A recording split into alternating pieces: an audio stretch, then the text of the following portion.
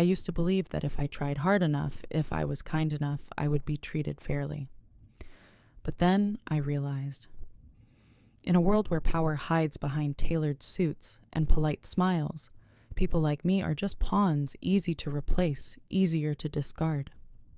They thought I was weak. They thought I would stay silent forever.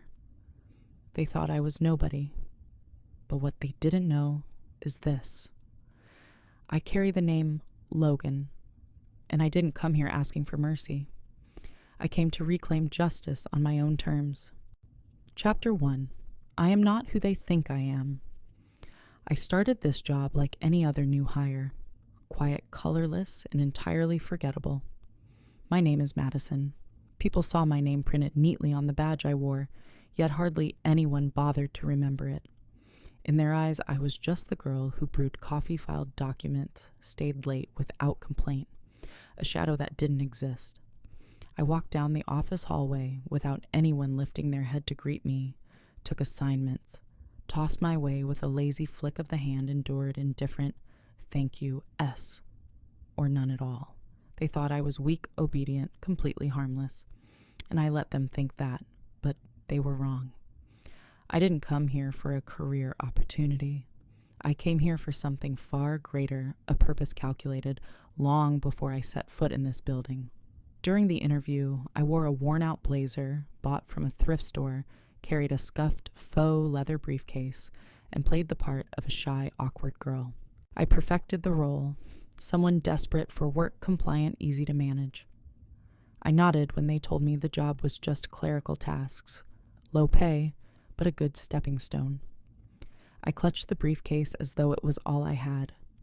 I smiled and said, I'm very grateful for this opportunity. A smooth lie, but a necessary one. Because there was one thing they didn't know, I am the daughter of Logan Mitchell, the largest shareholder of this company. He isn't the type to appear in headlines or sit at boardroom tables. He's the man behind the curtain, holding nearly half the shares, his signature embedded in every crucial decision. No one sees him, yet everyone fears him, and I, his only daughter, was quietly working at the very bottom rung. No one knew. Not even the current CEO, Richard Granger, the very man I came here to destroy. He was the reason I stepped into this place. My mother once told me, darling, the people who spend all day admiring themselves in the mirror are usually the ones who never notice the ground beneath them is cracking. Back then, I was too young to understand, but now I do. Granger is exactly that type. He runs this company with arrogance and tyranny. People fear him, bow to him, even while knowing he deserves none of it. His office is as large as an apartment, furnished with gleaming luxury, the walls lined with certificates and awards, every single one stolen from the labor of others. I know. I've been watching. Silently. Every morning I prepared his coffee just in time for his arrival, a blue mug with the company logo, his so-called lucky cup. From the break room, I watched through the glass as he passed by, strutting with smug satisfaction. I memorized every habit, every weakness, every careless word that slipped from his mouth. I was like a camera disguised as a human being. I had a plan, and I had patience. I didn't need him to notice me. What I needed was for him not to. This company was rotten with deception. Meetings designed only for boasting. Ideas stolen, then stamped with the boss's name. Compliments traded for promotions. And I, the invisible girl in the middle of it all, was the only one who truly saw everything. Because I wasn't here to work. I was here to observe. And one day I would make them all look directly at me, not with pity, but with fear. I just had to wait for the right moment, and trust me, it's coming very soon. Chapter 2. The game begins. I realized this after 3 weeks of being invisible. True power doesn't lie in where you stand, but in the fact that no one sees where you are standing. 3 weeks after I entered the company, I witnessed Richard Granger's true face for the first time. That day I was carrying the quarterly report to his office. His office door was thick oak. His name, boldly engraved on a brass plaque, Richard Granger, Chief Executive Officer. I was about to knock when I heard shouting from inside. Not the kind of sudden, heated anger, but the kind of cutting, venomous contempt that chills your bones. I froze. His voice rang out. Do you think this company survives on your father's money? What good is that worthless piece of paper? I tilted my head, peeking through the slight gap in the door. A young girl, barely 20, stood trembling, clutching a stack of papers to her chest like a shield. Her lips quivered as she tried to hold back tears. I heard her whisper, I'll redo it. I just need more time, Granger sneered. Time is money, girl, and you've just lost both. I stood outside, my heart pounding, not from fear but from rage, and also from clarity. I couldn't let emotions rule me. I had to remember every word, every look, every insult. 2 days later, that intern vanished. The official reason given was poor performance. But I knew the truth. She had been forced out for making Granger feel vulnerable. He never forgave that. Then came Lisa, the single mother in accounting. One Friday afternoon, I was organizing documents in the meeting room next to his office when I heard Lisa's choked voice through the thin wall. I know the project went over budget, but I can fix it. I have 2 kids. I need this job. Granger cut her off. You should have thought about your kids before you screwed everything up. I heard sobs, followed by his cold chuckle. Tears don't pay bills, Lisa. Clear your desk. I didn't record anything. I didn't carry a recorder, didn't take photos. I just stood there, ears open, mind etching every exclamation mark.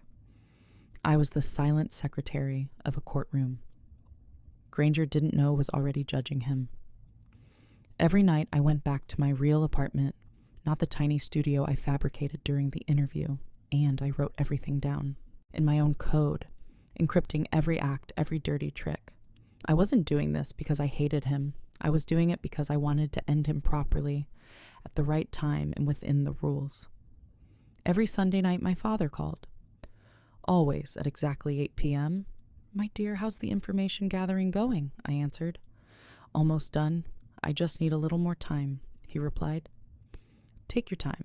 Your mother used to say, revenge is best served cold. She always said that while teaching me chess. Well, why, Tom? How to sacrifice pawns to protect the queen, how to think 7 moves ahead while your opponent was still celebrating their last.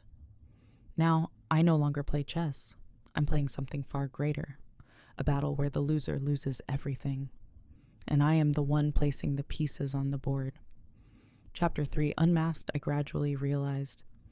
My greatest weapon wasn't the Mitchell name, nor was it being the daughter of the company's largest shareholder.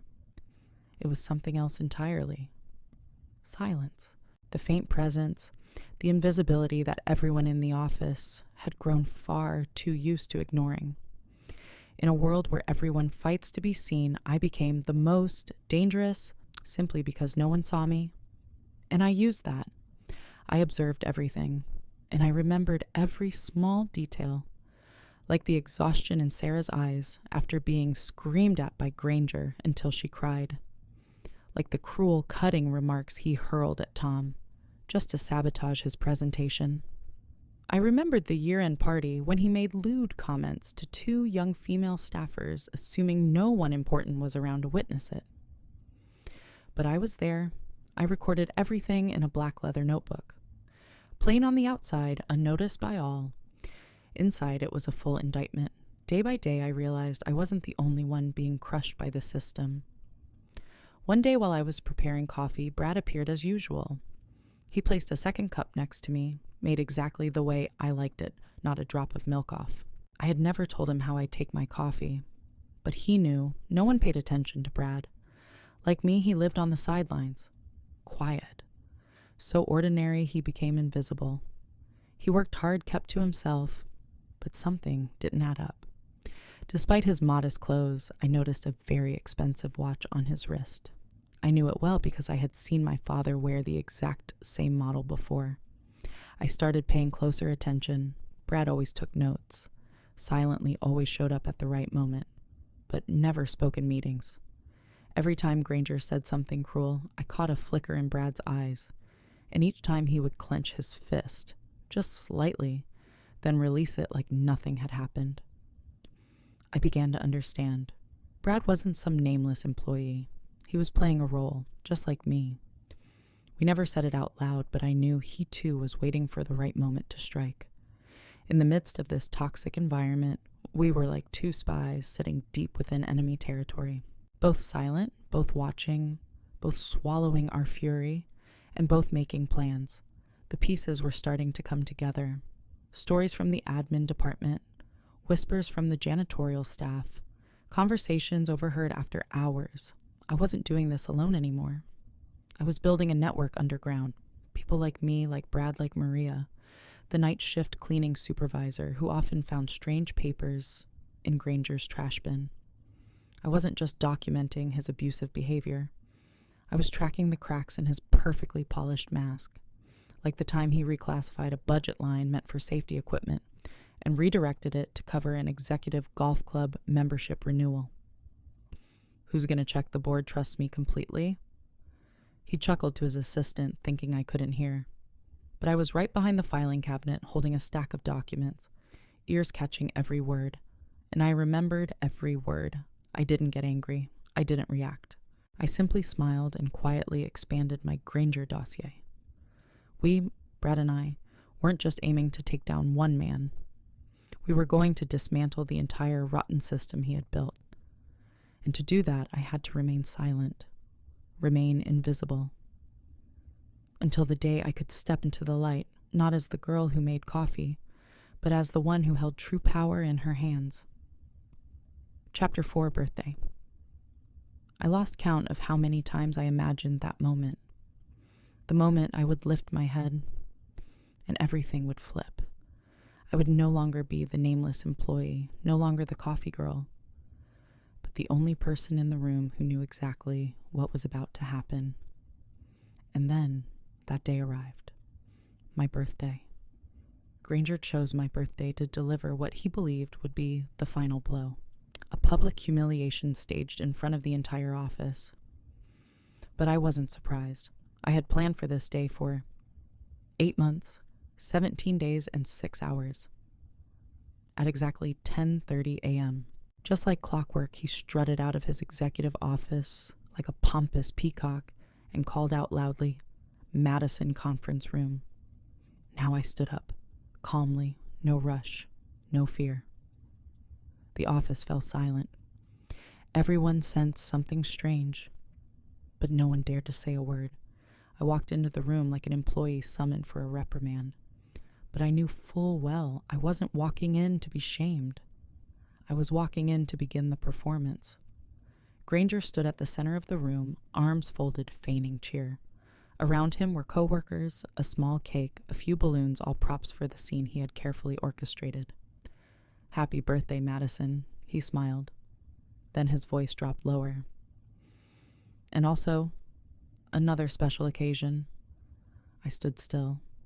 No reaction. "We're doing some restructuring," he said louder, more clearly. "And I think we should start with the first dead weight." Then he turned to me, face gleaming like he was bestowing righteous punishment. "Happy birthday, you failure.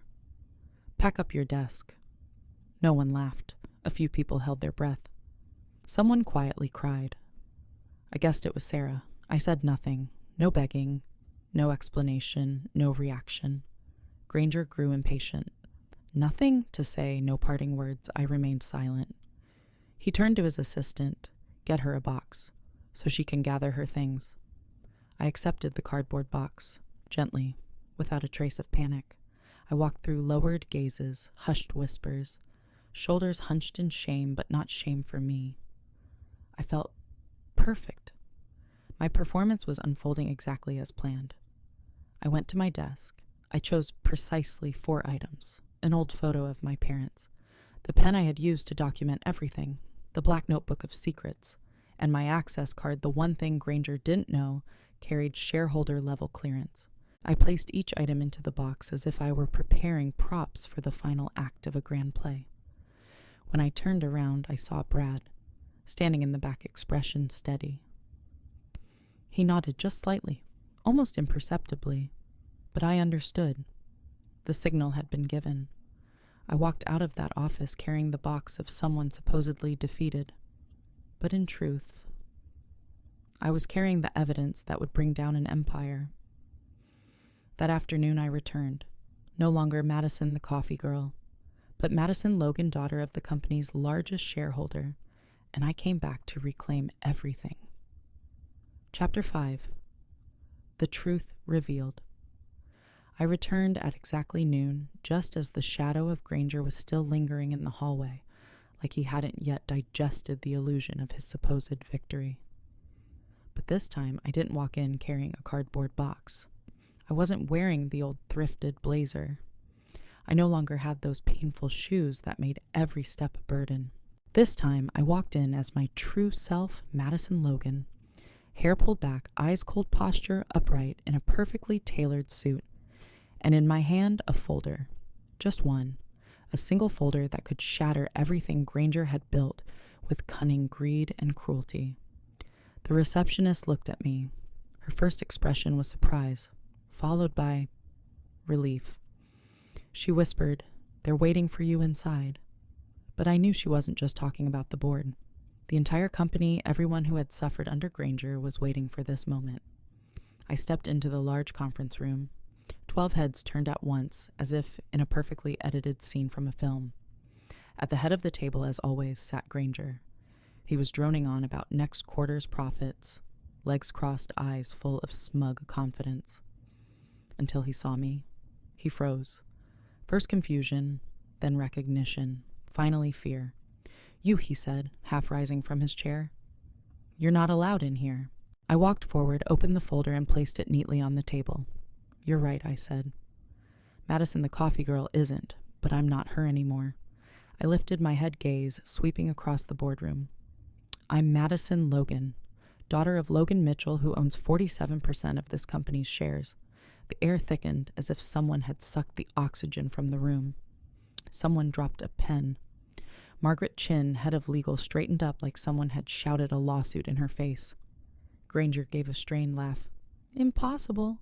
I've met Mr. Mitchell dozens of times." "He's never mentioned you." I smiled. Strange, isn't it? Almost like that was intentional. Before he could reply, Brad stood up. I had been waiting for this moment. His voice was steady. Commanding, I believe today's introductions are missing someone. Granger turned toward him, his face pale. "Brad Morrison," he said. "Son of Amber Morrison, the second largest shareholder of this company." For the second time in minutes, the room erupted into stunned silence. 43% ownership, plus my family's 47%. We weren't just employees. We were the ones holding the real power. I looked around. No one laughed. No one dared to speak. Granger stood frozen, every shred of authority stripped from his frame. I opened my folder. Inside legal documents confirming my identity. Audio recordings, falsified financial reports, internal emails, buried complaints, and sworn statements from 47 current and former employees. Each piece of evidence was a knife into Granger's career. Brad opened his folder. Together we laid out the full picture: fraud, corruption, abuse of power, and cruelty. Every word, every number, every account was precise and undeniable. Granger struggled. "This is fabricated." "The two of you conspired to do what?" Brad interrupted calmly. "To record what you actually said. In your own office, in front of multiple witnesses," I added, "including the part where you called me a failure, in front of 23 people this morning." At last, Margaret Chin spoke. "The evidence is overwhelming. I move for an immediate vote of no confidence." 9 hands rose. Granger didn't receive a single vote of support. Dismissed. Effective immediately. Access badge revoked. Corporate card confiscated. 2 security guards entered as if they had been standing by waiting for the signal. He stood across from me, face flushed, eyes wild. But for the first time, he was silent. There was nothing left to say. Nothing left to hold on to. I watched him leave, not with satisfaction, but with peace. Because real justice doesn't need to shout. It arrives quietly, decisively, and when it does, it leaves no doubt that you've been defeated. Chapter 6. After the storm hours, after Granger left the building, no one said a word in the office. There were no ringing phones, no clacking keyboards, no fake hallway laughter, only relief. I walked down the familiar hallway, the same one I had rushed through, head down, avoiding eye contact, for the past 8 months. Today I walked with the same stride, but this time, every gaze turned toward me. No more sneers, no more indifference, only the quiet of people witnessing the beginning of something shifting, and I knew real change was only just beginning. Brad stood beside me as we entered the conference room, but this time it was for the interim executive board meeting. I wasn't nervous. I had prepared for this day, not for personal revenge, but to restore justice for those who had never been heard. I opened my laptop and presented my first proposals, reopen personnel files of employees wrongfully terminated, establish an anonymous reporting division, launch a mental health support program for all staff. No one opposed. No one questioned it. They just nodded. Some pressed their lips together as if holding back tears. I understood them, because I had been where they were. I never intended to become CEO. I didn't need a title. I only wanted to change a culture that once crushed some of the brightest people I'd ever met. Brad and I visited every department. We didn't give speeches. We simply sat down and asked each person, "What would you change?" And for the first time in years, people weren't afraid to tell the truth. Sarah said she wanted her desk by the window again, the one she used to have before Granger banished her to the dark corner. Tom wanted to develop his own ideas instead of ghostwriting reports for his boss. Lisa, the single mother, was invited back, this time to lead a team. She cried when she received the email, and I cried reading her reply of thanks. This company once broke so many. Now it was time for it to carry that burden and make it right. That night I got home late. I placed the old cardboard box, the one I had carried out of the office, on the table. Inside, the photo of my mother was still there. She had once been an HR director at another firm, pushed out by people like Granger simply because she refused to stay silent. I looked at her picture, smiled, and whispered, I didn't win just for me, but for everyone who ever had their voice silenced. Tomorrow I'll return to the office, not as someone in disguise, but as someone leading a company being reborn from the rubble. And I swear in my name, in my mother's name, and in the name of all those who were once forgotten from this day forward, no one will ever be forced into silence again. Chapter 7. Those Who Stepped Out of the Shadows. 2 days after Granger's downfall, I sat in my temporary office, the very room that once served as his fortress. But now the door was always open. No more cold silence. No more shouting echoing from soundproofed walls. Instead came hesitant knocks, tentative glances, people carrying unspoken questions in their eyes. Can we trust you? And I understood. They had every reason to doubt. Granger, too, had once promised positive restructuring before turning it into a collective nightmare. On Thursday morning, Brad and I posted our first notice. Starting today, we're holding open office hours for all employees. Every thought, every concern, every story will be heard and will be honored. We didn't know if anyone would come, but they did. Slowly, quietly, like wounded birds still bearing old scars. James from IT was the first. He walked in and silently placed a USB stick on the desk. This contains every security vulnerability I ever reported. No one ever opened the emails. Someone's listening now, I said. He nodded, and for the first time, I saw a spark in his eyes. Then came Sarah from accounting. Her hands trembled as she placed a folder on the table. I was forced to alter the numbers. I didn't do it willingly, but I still feel guilty. I reached out and gently held her hand. It's not your fault. We'll correct everything. From now on, the truth will be the only standard. One by one they came. A long line not to accuse, but to begin again. They brought pain, disappointment, but also ideas, and hopes that had long been buried. A technician came with a redesigned diagram to improve the production system. A receptionist shared a simple suggestion to make clients feel more welcome. An HR associate proposed a more transparent and secure anonymous feedback system. Each person carried a story, and each story was a brick. Together we were rebuilding trust, one brick at a time. But the moment that stilled me the most was when Lisa Martinez, the single mother Granger had fired, walked into the room. She sat down holding the new job offer we had sent her, one with fair pay and a leadership role. "I didn't think I'd ever return to this place," she said, eyes red. "You deserve to," I replied. "And this company deserves someone like you." Then she asked something that caught my breath. "My daughter, she can continue her treatment now that I have insurance again."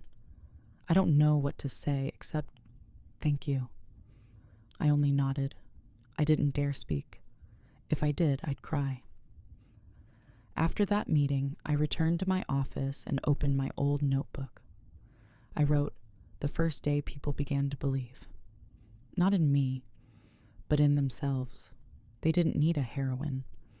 They needed a place where they had a voice, a place where they mattered, a place where hope could live again. I looked through the glass and saw Brad talking to someone from operations. Both of them were smiling a light, honest smile, and I realized the quiet revolution had begun. We hadn't won completely. There were still rotten corners in the old structure, but at least people had started stepping out of the darkness, and this time they weren't walking alone. Chapter 8. The Final Strike. Justice doesn't end when the villain is removed. It only begins when good people are given the chance to do what's right. 3 weeks after Granger was dismissed, the atmosphere at the company had shifted. No more invisible chill when someone walked into a meeting. No more emails laced with red warning flags or anonymous threats whispering from the shadows. But I wasn't naive. I knew Granger's shadow still lingered. Beneath the layer of fresh paint was a foundation still cracked from the past. Some of his most loyal enablers now tried to pretend they'd changed. They sent congratulatory emails. They pitched innovative transformation ideas. But I hadn't forgotten the names that signed Lisa's forced termination. I hadn't forgotten those who smirked while Sarah cried. I didn't want to repeat Granger's mistake wielding power to destroy. I wanted transparency, fairness, and sometimes that meant letting the truth speak for itself. Brad and I agreed to launch an internal investigation, public, independent, and led by a third party.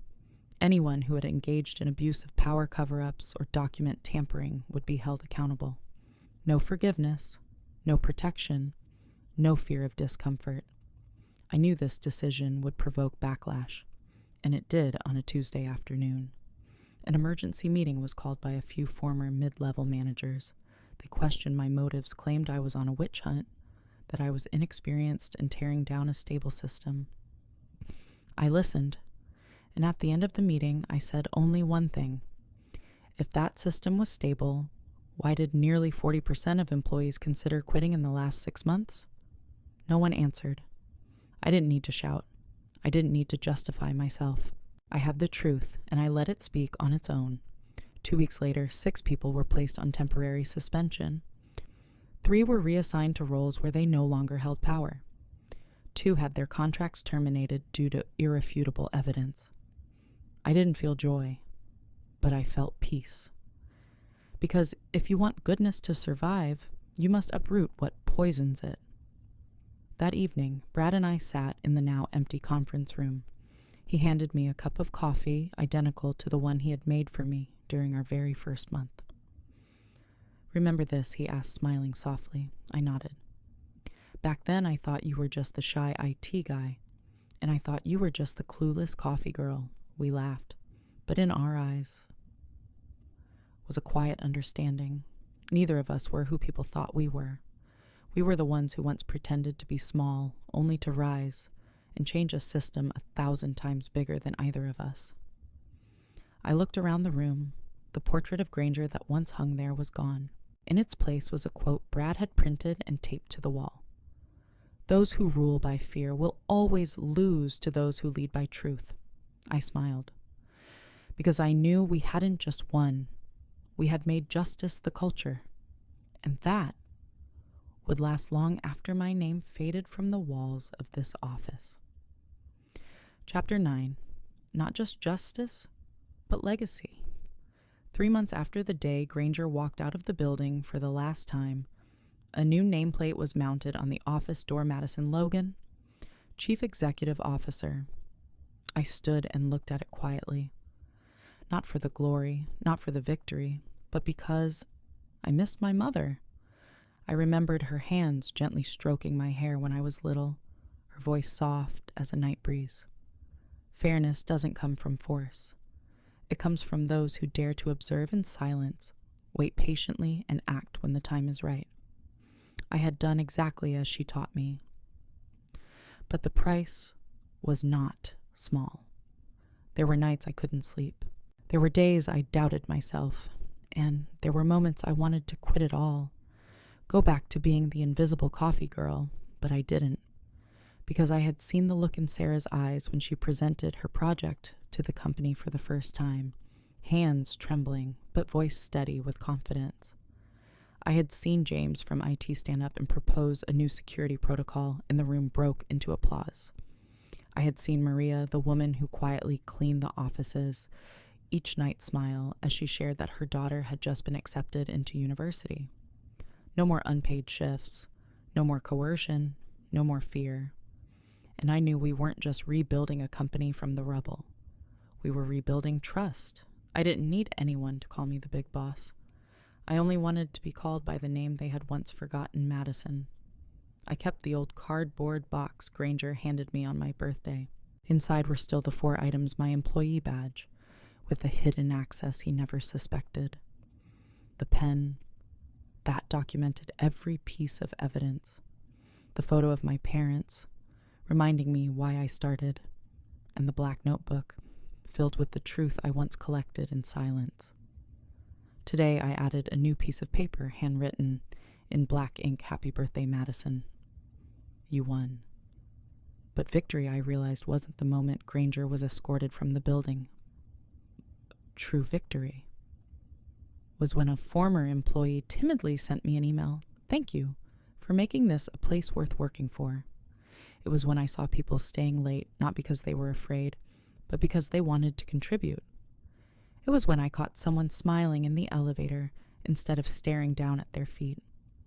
On Friday afternoon, I returned to the break room, the very place Granger once humiliated me in front of everyone.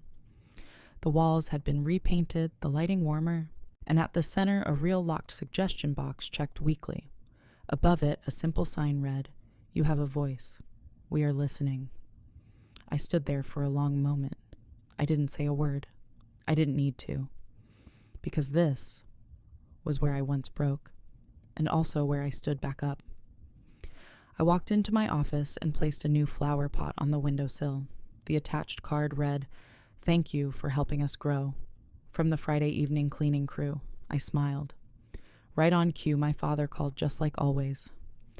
When I told him about the week, he said only one thing: good power always comes with weight. If it feels light, you're not using it right. I stayed silent for a moment, then quietly replied, "Mom would be proud."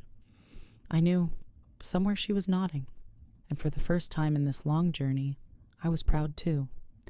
As the elevator doors closed behind me that evening, I caught a glimpse of the nameplate on the office door, Madison Logan, Chief Executive Officer. But I wasn't thinking about the title. I was thinking about the responsibility. I was thinking about all the people once pushed to the margins, now stepping into the light. I was thinking about this company no longer a place people feared coming to, but one they chose to belong to. The revolution was complete, and for the first time justice had found a home strong enough to hold it. Someone once asked me, "Aren't you afraid?" Taking on an entire system like that, I just smiled. Because I wasn't fighting alone. I carried the voices of those who had once been forced into silence. I carried my mother's unfinished dreams. I carried the trust my colleagues placed in me, even when at first they didn't even know who I was. I wasn't born to tear a company down. I only wanted to rebuild it the right way. And if someone out there is listening to this, someone who's been overlooked, pushed down, or told They were too small to change anything. I just want you to remember one thing. Justice doesn't need to shout. It only needs you not to give up.